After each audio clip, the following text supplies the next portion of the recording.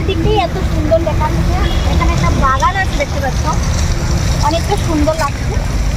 তো ভেতরে কি কি আছে চলো দেখি। তো বন্ধুরা, আমরা সকলেই জানি যে ডক্টর সরোজ ঘোষকে ফাদার অফ সায়েন্স সেন্টার বলা হয়। শিক্ষার্থীদের এবং সাধারণ মানুষের সুবিধার জন্য বিজ্ঞান ও প্রযুক্তিকে জনপ্রিয় করার জন্য এই বিজ্ঞান কেন্দ্রগুলি স্ট্যাটিক প্রদর্শনী গ্যালারির পাশাপাশি অনেক ভ্রাম্যমাণ জাদুঘর, ভ্রমণ প্রদর্শনী, সেমিনার, জনপ্রিয় বক্তৃতা, বিজ্ঞান শিবির, বিজ্ঞান মেলা, প্রশিক্ষণ প্রোগ্রাম ইত্যাদি আয়োজন করে থাকে। তো ফ্রেন্ডস, দেখতে পাচ্ছ এখানে একটা ওয়াটারফল আছে, দেখতে পাচ্ছ জল পড়ছে।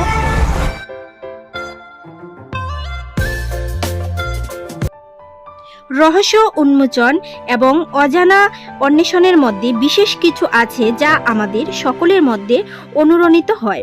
বিজ্ঞান জাদুঘরগুলির একটি শক্তি হলো যে তারা দর্শনার্থীদের ইন্টারঅ্যাক্টিভ প্রদর্শনী এবং হ্যান্ডস অন ক্রিয়াকলাপগুলির সাথে বৈজ্ঞানিক ঘটনাগুলি অন্বেষণ করতে সক্ষম হয়।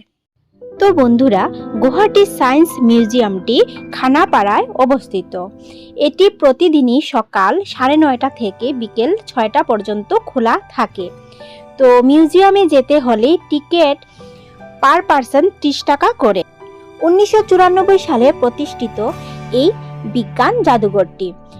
এটি রাজ্যের অনেকগুলি শিক্ষা প্রতিষ্ঠানের মধ্যে একটি এবং প্রাগৈতিহাসিক সময় এবং বিজ্ঞান ও প্রযুক্তি সম্পর্কে লোকেদের প্রচার, আলোকিত এবং শিক্ষিত করার জন্য নির্মিত হয়েছে।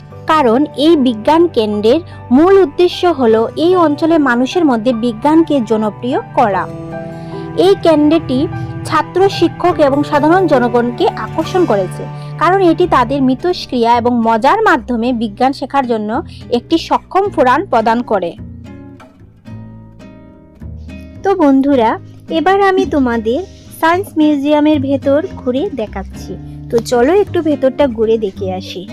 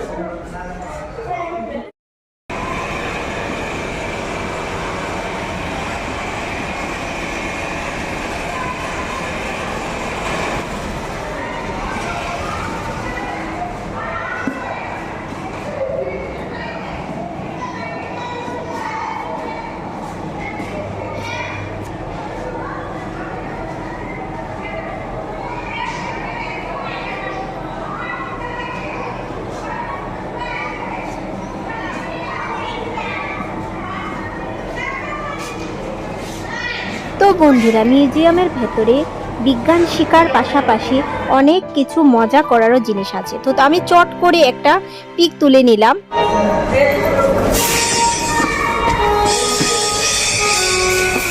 তো ফ্রেন্ডস দেখো, এটা হলো ভার্চুয়াল রিয়ালিটি। এখানের মধ্যে মিউজিক আনতে পারবে তোমরা। এই যে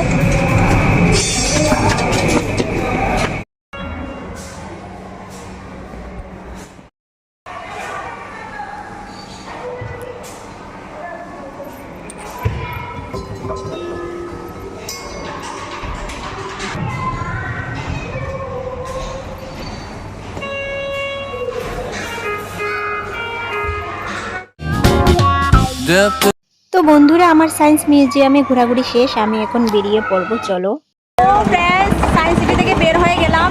এখন ভাবলাম পিপাসা পেয়েছে, আখের রস খাবো। দেখতে পাচ্ছ আমার পেছনে উনি বানাচ্ছেন। তো এখন আখের রস খাবো।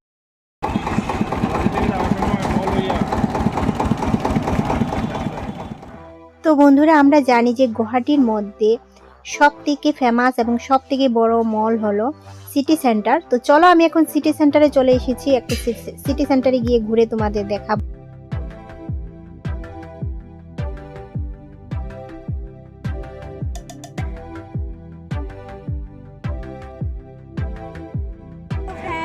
গুয়াহাটির মধ্যে সবথেকে বড় সিটি সেন্টার, আমি এখন চলে আসলাম সিটি সেন্টারে। তোমরা দেখতে পাচ্ছ একদম ওয়াও লাগছে দেখে। ভেতরে অনেকটা সুন্দর করে ওনারা সাজিয়ে রেখেছেন সিটি সেন্টারকে। আর দেখতে পাচ্ছ এখানে সব ধরনের ব্র্যান্ড আছে, সব কিছুই পাওয়া যায়। তো আমি এখানে আসলাম দুইটা কারণে, এক ঘুরবো আর দুই একটা ব্যাগ কিনবো। তো চলো আমি এখানে এসেই দেখতে পেলাম সবাই এখানে দাঁড়িয়ে ফটো তুলছেন।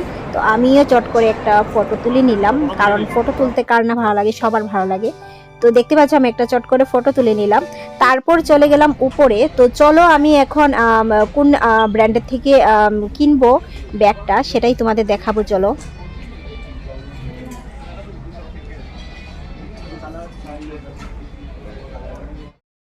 তো ফ্রেন্ডস এখন এসে গেলাম তিনতলার উপরে, দেখতে পাচ্ছ মানে প্রায় সব কিছুই আছে।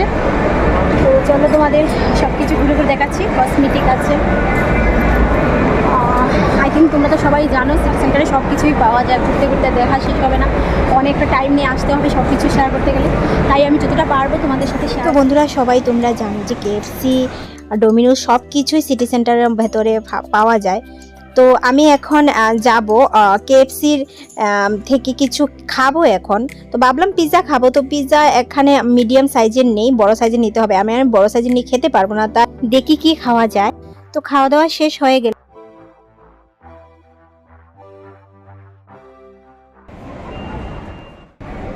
তো ফ্রেন্ডস আমি এই দোকান থেকে একটা ব্যাগ নিলাম, দেখতে পাচ্ছ। তো সিটি সেন্টারে প্রায় আমার ঘোরা হয়ে গিয়েছে, এখন বেরিয়ে যাব।